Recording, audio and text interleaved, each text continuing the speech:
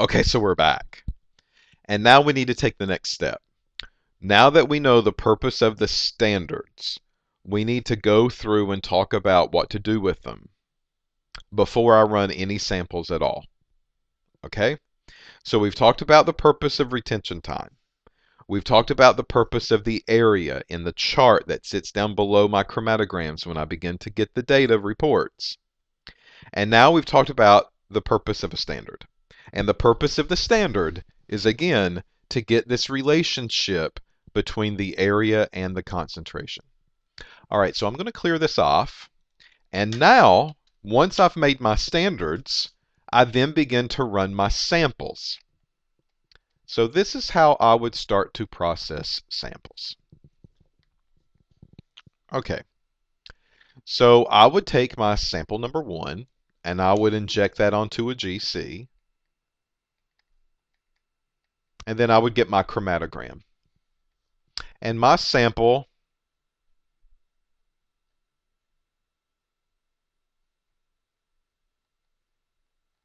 could look that complicated.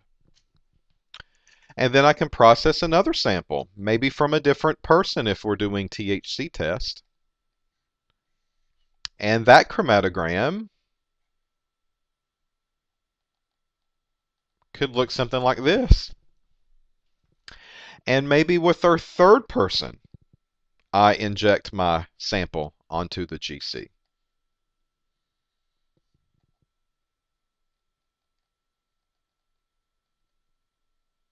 And this is what I get from theirs. Well, this is expected, right? If they're coming from different sources, if they're coming from different people, if they're coming from different sample obtainments, then you will see a variation of what the chromatograms look like depending on what's there. And if we're doing a drug analysis, I'd probably look at this person here and say, this person's loaded up. Who knows what's in their system? And then down here at the below, they look pretty clean. Only 2 things were found in their sample. Wonder what they are. And then this one in the middle, well, maybe, maybe not. Who knows? But we're testing for THC. All right, so on the standards, we said, and we just really made it up, the THC happens at about 2:08 minutes.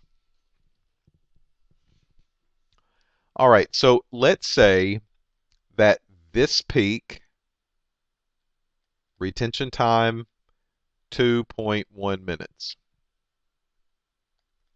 And let's say that this peak, it's slightly shifted, but let's say just for purposes, this peak is at 2.01 minutes. And around the 2-minute window here, we don't really see anything at that location like we did in these other 3. So this one has no retention time at 2.8 minutes. All right, so here are some takeaways that we can immediately conclude.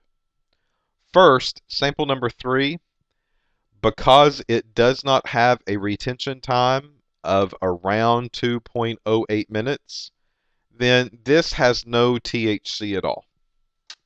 If that's where my standards, and that's what we said in the previous video, if that's where my standards show THC 2.08 minutes, then if my samples have THC present, they will be there at 2.08 minutes. Number 3 doesn't show it, so it's not present. That's a very quick, easy test.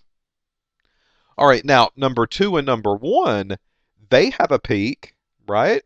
And this peak is 2.10 minute, and this peak is 2.01 minute. And these are really close. 2.01 and 2.10 are really close to 2.08. So I'm just going to go ahead and assume that both of these are THC peaks. This one is, and this one is. You have to understand that there's wiggle room. The samples don't get injected the same way every time. You think that they do, but they don't. The flow rates have a lot to do with it too. Well, there could be something happening with the flow. The temperatures of the oven in the column, that could also have something to do with it. So that's an issue that we have to struggle with, and that's called fluctuation. We have to be able to accept the fact that if my standard came off at 2.08 minutes, that's a roundabout number on average. And if you get a little bit above or a little bit below, then you're okay. And traditionally for a machine, I'm going to say plus or minus 0.1 minute. Now, to some people, that might be very high. For us and the equipment that we have, it's not. So 0.1 minute, give or take a little bit. If it's within that range, then maybe you need to question, yeah, it looks like the standard to me. It looks like the THC that we want to analyze. If it's higher than this, then I'm going to tell you it's probably not that particular component. It's something else that's coming off at a really close retention time, but probably not that particular one.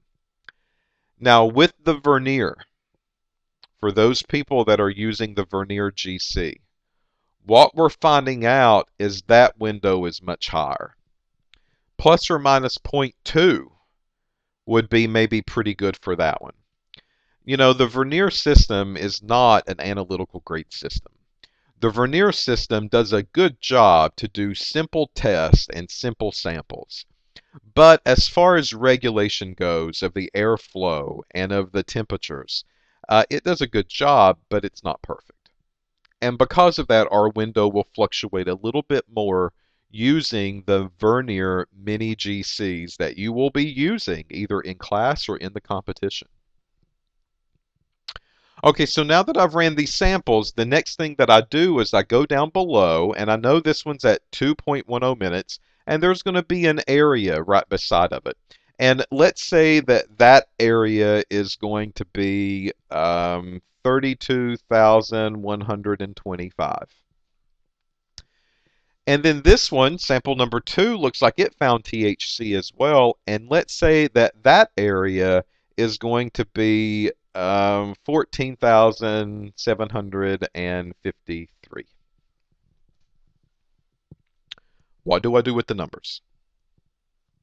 Well, that's what we'll talk about in the next video. So, previous video, we made standards and we ran them. We got their areas. Second video, this one, we prepared the samples and we ran them. Number 3, we automatically kicked out because nothing showed up. Number 1 and 2, these people may be smoking a little weed. They have some THC in their system. And we need to figure out how much. Because if it's too much, then maybe they don't need a job anymore, and the employer will fire them.